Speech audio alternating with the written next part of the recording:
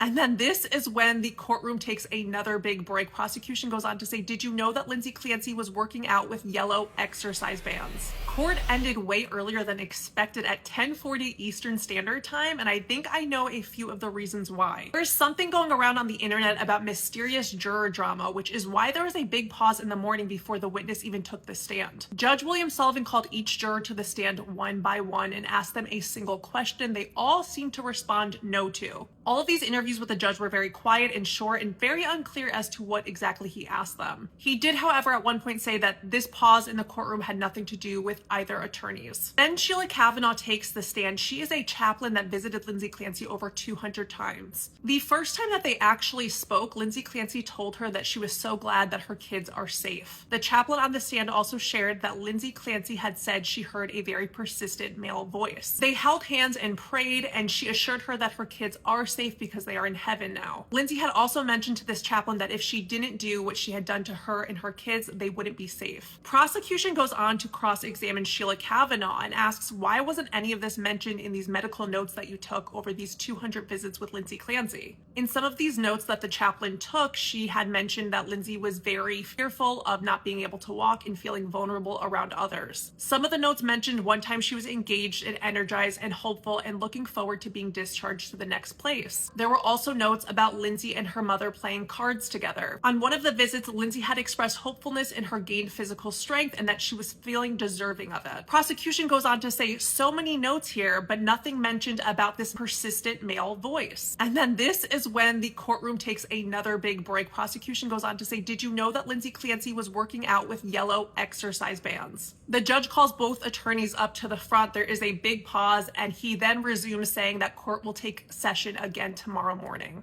I do want to mention I got a glimpse of Lindsay Clancy's parents sitting down, and they were sitting next to Dr. Zeisel. Also, there is a large group of ladies wearing pink outside of the courthouse today in support of Lindsay Clancy. I will be back recapping for tomorrow's day in court, which is expected to be kind of long. Hit the follow button.